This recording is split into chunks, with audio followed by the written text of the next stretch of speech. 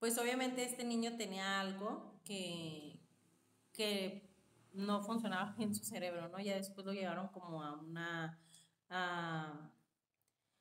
con una neuróloga, sí salió ahí algo de que pues las instrucciones no retenía como esa información y por eso pues no cumplía con todas las indicaciones, ¿no? O a veces se quedaba así como en el limbo, como perdido. De repente, si él no tenía un lápiz, por ejemplo, no lo decía, no decía, no tengo lápiz, o no hacía nada por buscar como la solución de que, ay, no tengo lápiz, o otros niños que luego o sacan el color negro o buscan entre sus cosas otro lápiz o le piden un lápiz prestado a algún compañero. Él no hacía nada, ¿no? Simplemente, pues, no tengo lápiz y listo, ¿no? No iba más allá.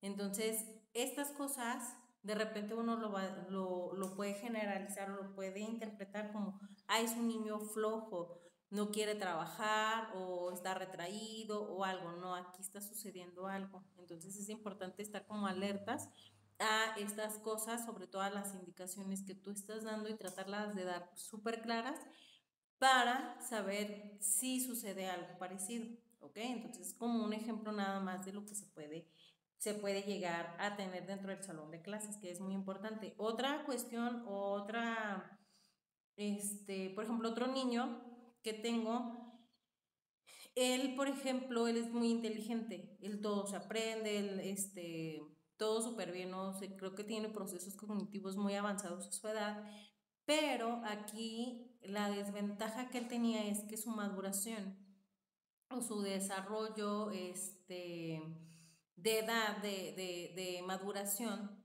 él tenía una maduración, por ejemplo, estábamos en primero de primaria y él traía una maduración de un niño de 3 4 años. Entonces, ¿qué pasaba aquí?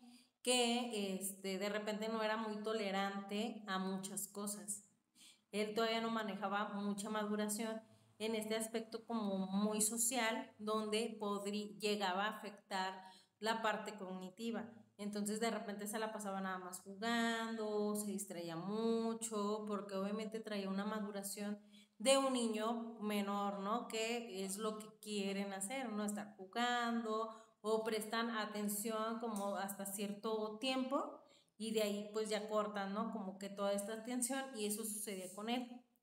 Pero era muy inteligente, muy, muy, muy inteligente. Entonces, poco a poco se fue tratando también él con algunos ejercicios y algunas cositas que la mamá estuvo trabajando y ya llegó como, se nota la maduración que ha ido teniendo. Obviamente trae una maduración un poquito atrasada a sus compañeros, pero por ejemplo, ahorita ya empieza a hablar mucho, habla con todos sus compañeros, comparte mucha información de su casa, cosa que hacen los niños que tienen alrededor de 6 años y él ya va a cumplir 8. Entonces, trae todavía como ese atrasito muy pequeño y luego aparte hacía mucho berrinche, o sea, a los 6 años todavía seguía haciendo mucho berrinche.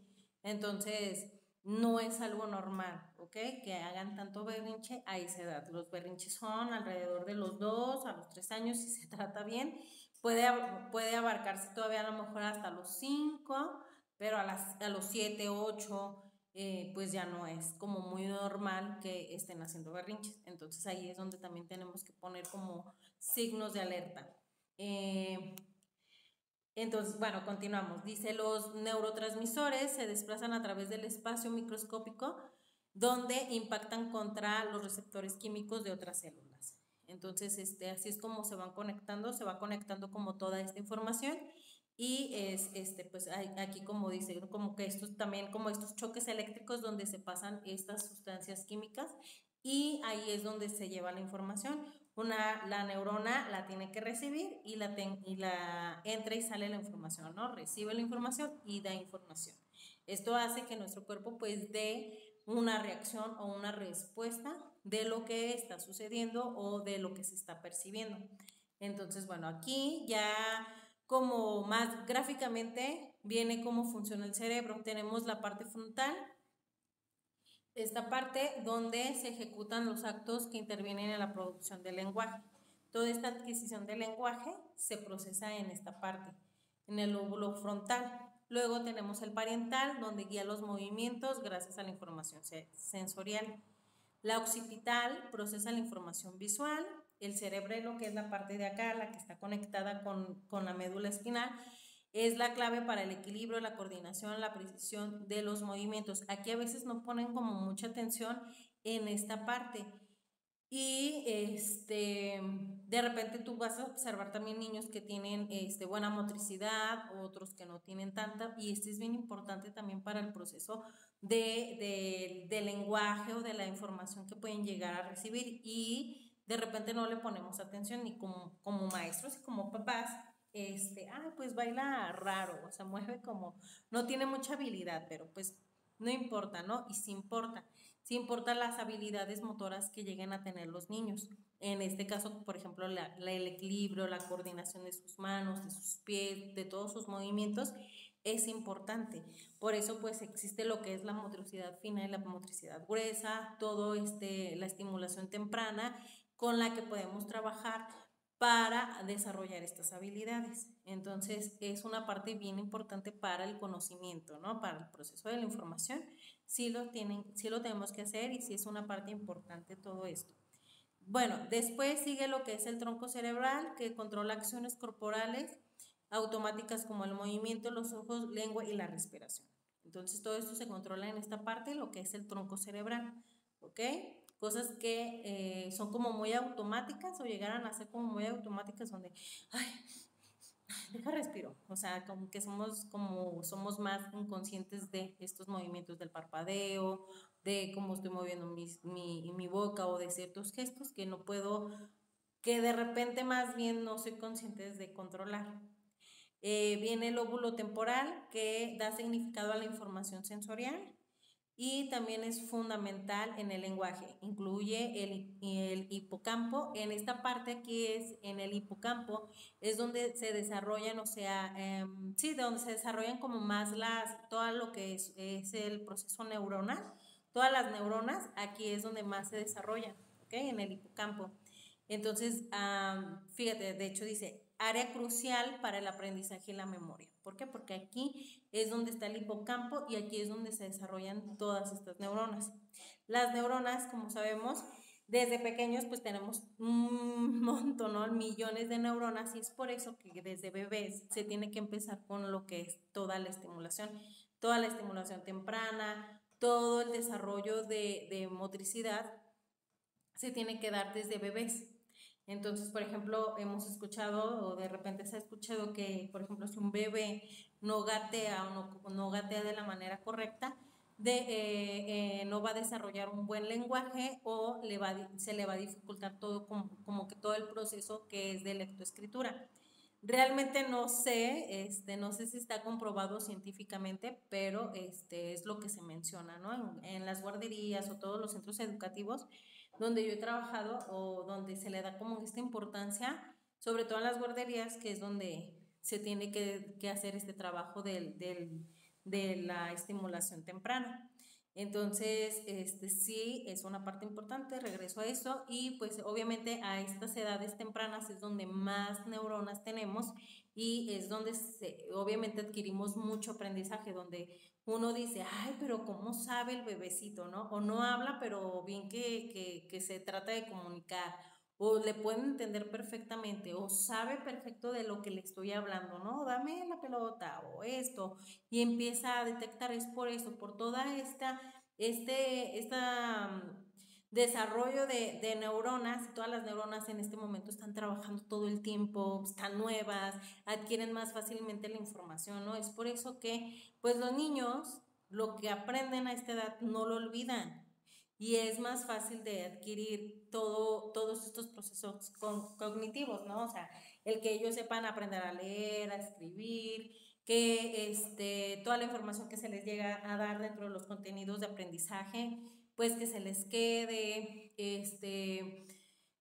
algunas otras habilidades, por ejemplo, el nadar, que aprendan a nadar, es más fácil, ¿no? Que un adulto, ¿no? O sea, ahí podemos comparar un poquito cómo a los niños se les facilita mucho todo aprender cosas nuevas, y a un adulto no. ¿ok? Es como tardan más por esta misma razón, pues sus neuronas están nuevas, no hay tanta información y se puede recibir más fácilmente y de esta manera, pues es como se aprende. ¿Ok? Entonces aquí está como todo lo que se explicó anteriormente, aquí en esta imagen se puede resumir un poco.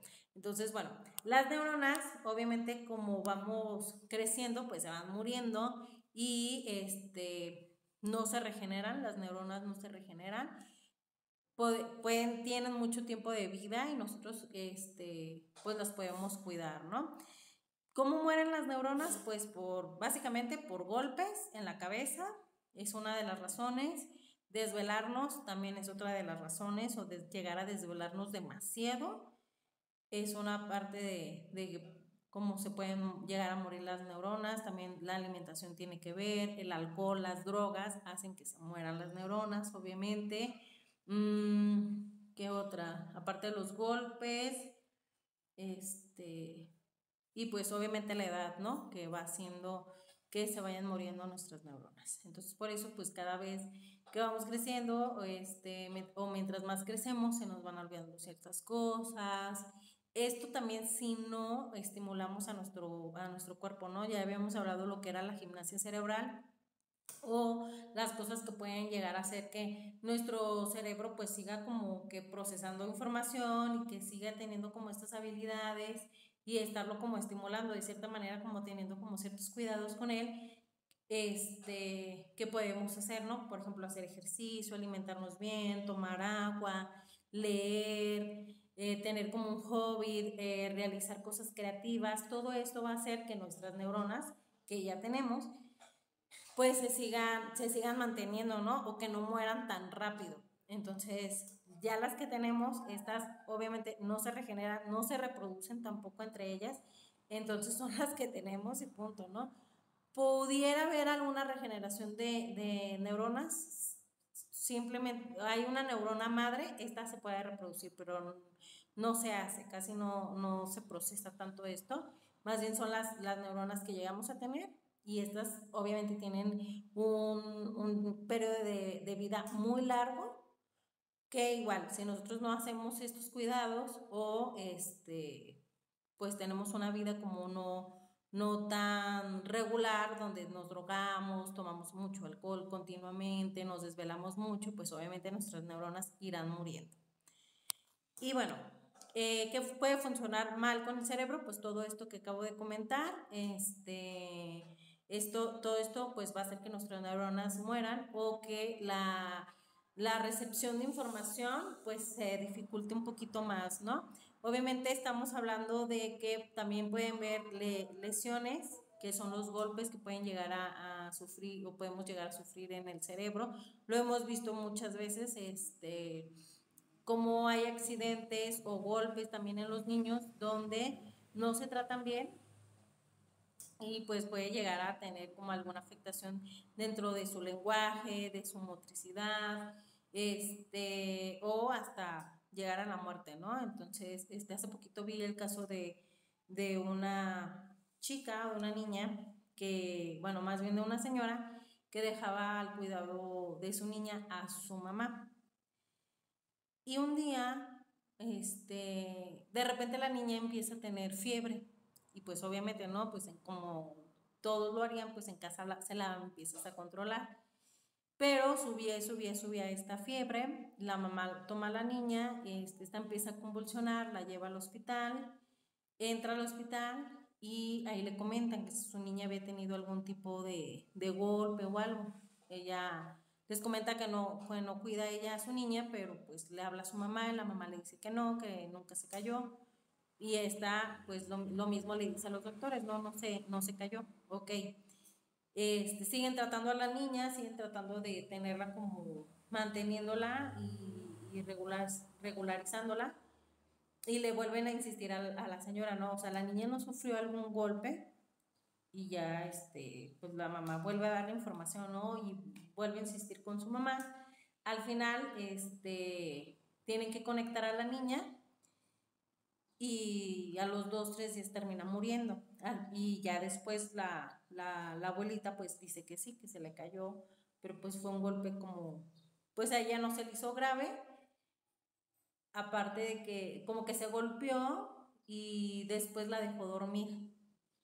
Entonces se durmió y ya después de ahí empezó a tener las temperaturas y todo eso y la abuelita nunca había comentado. Entonces tenemos que tener cuidado con los golpes que lleguen a recibir los niños en la cabeza, siempre comentarles a los papás y esta parte importante, ¿no? De que no se duerman porque se atrofia como que todo este proceso o sí, todo el proceso neuronal o este trabajo neuronal como que se duerme.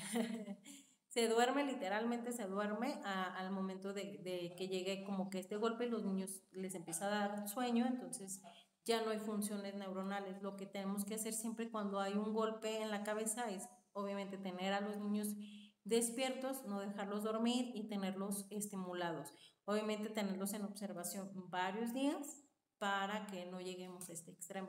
Entonces, por eso es bien importante. Entonces, si en la guardería, la primaria, donde tú vayas a trabajar, siempre tienes que informar si se golpeó, dónde se golpeó, cómo se golpeó y comentarle a los papás, tener estos cuidados de que no lo dejen dormir, que todo este rato esté como estimulado, como un poquito de más y estar como que en esta observación para que no haya este tipo de casos, ¿no? Y si es mejor llevarlo con el doctor, pues adelante, ¿no? O sea, que sí salir de dudas de que, ay, no es nada grave y seguirlo teniendo en observación para que no sucedan estas cosas. Entonces, bueno, otras de las afectaciones que puede llegar a tener el cerebro, pues es el cáncer, la pérdida de neuronas por enfermedades como el Alzheimer. Aquí mira, aquí dice, una vez que las neuronas de su cuerpo mueren, no pueden volver a crecer. Sin embargo, a veces otras neuronas cercanas pueden aprender a reemplazar a las neuronas muertas. Este es el motivo por el que las personas que han sufrido accidentes cerebrovasculares a veces recuperan su capacidad para moverse o hablar. La recuperación puede durar meses. Este caso o este tipo de casos que de repente pierden el habla y después como que lo pueden volver a recuperar, son muy escasos, realmente no sucede tanto, pero pueden llegar a suceder. Entonces, también tiene que ver con todos los cuidados que tú llegues, pues tengas a tu cuerpo, ¿no? La alimentación, todos los hábitos o estos buenos hábitos que llegues a tener, esto va a provocar que estas neuronas aprendan lo que la otra neurona ya no está generando, ¿no? O la neurona que se murió, pues generaba solamente a partir de esto. Y bueno, ya a través de todo esto que hemos hablado, de cómo funciona el cerebro, pues aquí es donde se hacen todos estos procesos cognitivos, que son la parte de la información y la recepción de información, ¿no? Hablábamos que todo lo que tiene que ver con esta parte cognitiva es todo esto, es la información, es cómo el cerebro procesa la información, la memoria, cómo la organiza, cómo la guarda en nuestro cerebro. Todo esto viene aquí en los procesos cognitivos, ¿ok? Entonces, bueno, ¿qué son? Pues son todos estos procesos mentales que realiza el cerebro para procesar información, ¿ok? Mediante estas operaciones el cerebro trabaja con la información que le rodea, la almacena, la analiza para tomar decisiones correspondientes. Su influencia en la conducta los convierte en fundamentales para la adaptación al medio social y a la supervivencia. Todas las reacciones que nosotros lleguemos a tener, sobre todo al hablar o al escribir o al análisis de información, va a recaer aquí, ¿no? En estos procesos cognitivos. Entonces, aquí pues es el que permite procesar toda la información que llega pues, de los sentidos, como lo habíamos dicho desde el principio de la clase, y pues registra lo que sea necesario, ¿no? Lo que van a aprender o lo que en ese momento se necesite aprender. Entonces, es aquí con estos procesos cognitivos. Tenemos varios tipos de procesos cognitivos. Estos, bueno, son la base para procesar y elaborar información, permite captarla y mantenerla en el sistema. ¿Ok? Estos son los sensopercepción, que este es el que procesa la información en el organismo, capta las sensaciones y les da sentido. O sea, este va a captar toda la información que llegue de la vista, del olfato, del oído, del gusto, del tacto, va a procesar esta información, ¿no? ¿Ok? Dolor, es algo caliente, la visión de, no sé, de algo que te está gustando o de un color, va a ser a partir de los recepciones o sensopercepciones, perdón. Bueno, ya da la información y el siguiente es la atención. Aquí es donde nosotros vamos a seleccionar, nos vamos a concentrar en algo que, por ejemplo, nos vamos a concentrar en la retención de información, de algo que nos estén diciendo, de algo que estemos aprendiendo nuevo, a lo mejor mecánicamente que lo hagamos. Aquí es donde vamos a prestar como esta atención y la vamos a desarrollar. ¿Ok? Pues obviamente a través de estos estímulos. El procesamiento de la información, que permite pues obviamente procesar la información, como analizarla, captarla, pues esta es percibida, o sea, se obtiene, se retiene en el sistema para trabajarla posteriormente y pues se guarda, ¿no? Ya puede ser a corto o a largo plazo que yo utilice esta información que estoy recibiendo. Y después de estos procesos cognitivos que son básicos, tenemos procesos cognitivos superiores. Entonces, en esto se entra ya todo como el pensamiento, integra toda la información y permite elaborar juicios, deducciones y aprendizajes. Puede ser de razonamiento inductivo, deductivo o hipotético deductivo. Aquí es donde nosotros somos capaces de analizar la información como de una forma más consciente, realizar como estos juicios, entablar como ciertas hipótesis hipotéticas donde somos capaces de decir, esto pasa posiblemente pasa por esto, o deducimos cierta información, ¿no? O sea, pues es que si dice que el cerebro es el centro de nuestro cuerpo, pues es porque él tiene sus redes semánticas y organiza el cuerpo y ahí es el sistema. Entonces yo lo deduzco, información que a lo mejor no tengo que leerla, ¿no? Simplemente por el título a lo mejor de algún libro, yo ya sé, yo ya voy a deducir de qué puede tratar. Entonces esta información o estos procesos cognitivos superiores también se trabajan con los niños desde muy pequeños, sobre todo lo que es la deducción hipotética, ¿no? Dentro de los contenidos se trabaja mucho con ellos desde pequeñitos, ¿no? O sea, les enseñas una imagen y, ¿de qué creen que se trata? O les des el título de un cuento y lo mismo. A ver, ¿qué creen que va a pasar? ¿O de qué creen que trata el cuento? O empiezas a hacer la lectura y empieza a ver o a desarrollarse como este proceso cognitivo superior. Otro son las funciones ejecutivas, posibilitan la gestión de la conducta gracias a la planificación, la inhibición conductual y la toma de decisiones.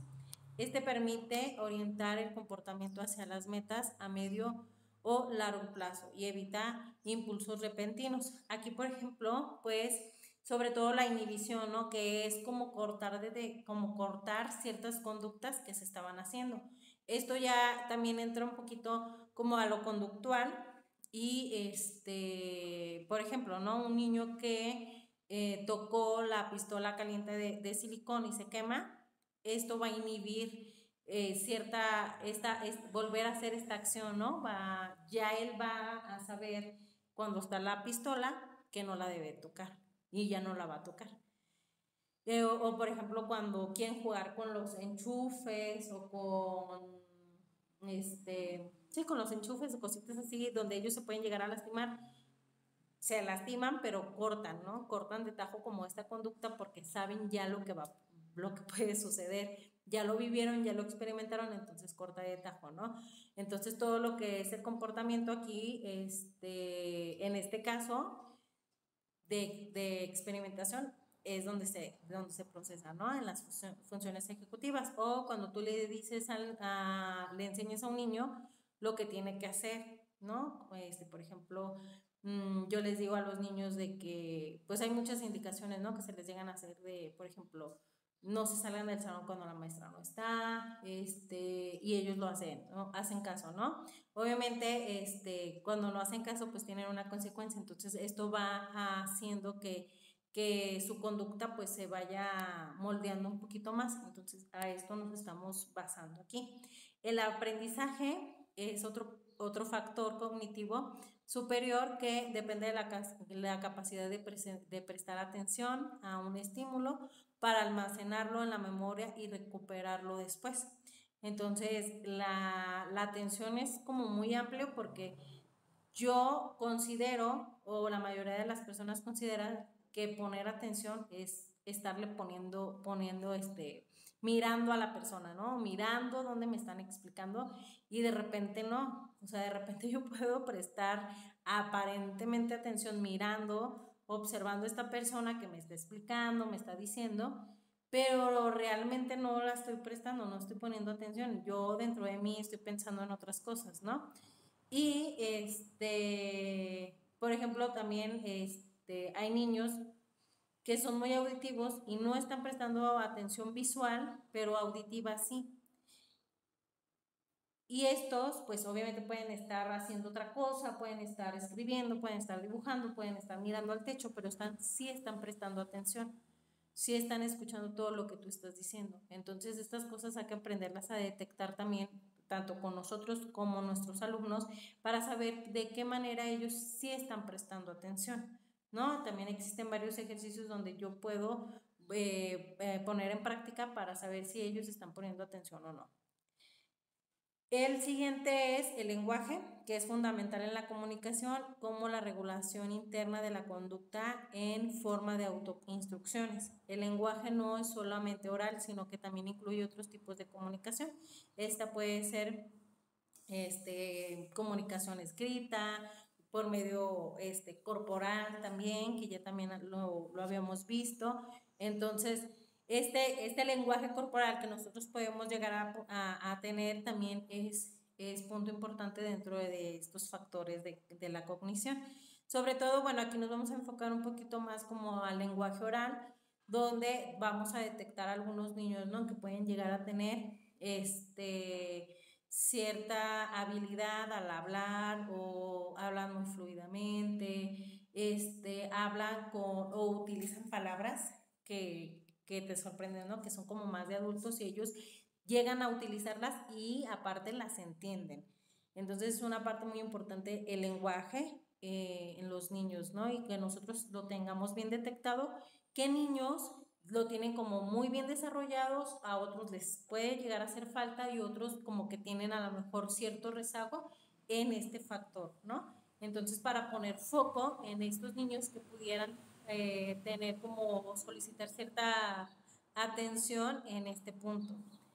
La siguiente es la creatividad, que implica la elaboración de nuevas estrategias alejado de lo aprendido. Entonces aquí, por ejemplo, es como esta creación de algo nuevo o de algo que ya existe, pues como hacer alguna modificación. Entonces, de repente cuando son niños, pues es más fácil como desarrollar este punto de creatividad, pero cuando somos adultos como que de repente nos puede llegar a costar un poquito más. Esto pues hay que estarlo estimulando, obviamente, como lo vengo diciendo, pues desde pequeñitos, ¿no? Realizar como este estímulo de creatividad con los niños, ya sea que tú les ayudes un poquito, el uso de material con ellos, donde ellos van a ir acrecentando toda esta creatividad. Y el último, pues, es la motivación, que es un proceso por el que se orientan las conductas, su energía, la dedicación, la dedicación a un tema o al interés. Entonces, estar como motivados y la automotivación, ¿no? Aprender a que pues si hay estímulos que te están ahí como motivando, aventando que estés en esta posición, pero también hay una automotivación y enseñarles a ellos cómo más bien orientarlos a que lo hagan. Entonces, esta parte es muy importante, la tenemos que cumplir también nosotros como docentes, motivar y llevar a cabo esta motivación con los niños, ¿no? Estarlos motivando, cambiándoles de material, cambiando las clases, que no siempre sean de la misma manera, ahora la vamos a hacer de otra, hoy vamos a leer, hoy vamos a hacer algo que no habíamos hecho, que vayan influyendo en ellos, ¿no? De repente va a haber trabajos que tienen que ser tal como se les da la indicación, pero hay trabajos que pueden ser muy libres y estos son los que nos van a ayudar a también a crear como una motivación y la creatividad en ellos. Entonces, esta generación como de actividades que nosotros vamos a realizar con ellos, pues estarlas cambiando, ¿no? Que sean muy creativas, que sean diferentes para que se desarrolle como esta motivación con los niños. ¿Alguna duda hasta aquí, Karen?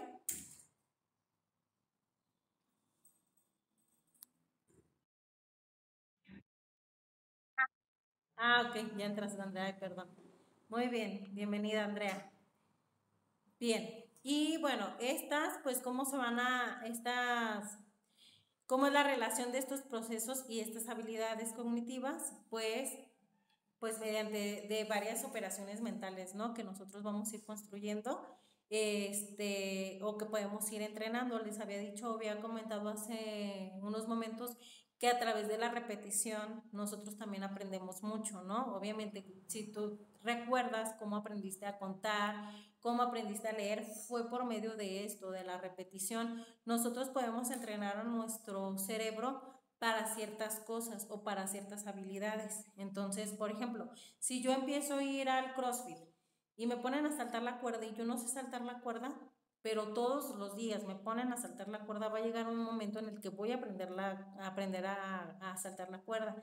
Y va a llegar un momento en el que voy a ser muy buena saltando la cuerda. Entonces, nosotros podemos, por medio de la repetición, ir entrenando nuestro cerebro para ciertas acciones, para ciertos movimientos, ciertas habilidades lo podemos hacer con los niños también, sobre todo con los niños, pero la repetición no es caer siempre en lo mismo, sino modificar algunas cosas, ¿no? Yo, por ejemplo, vamos a ver el tema del cuento, ¿no? ¿Va a ser repetitivo? Sí, pero las actividades no.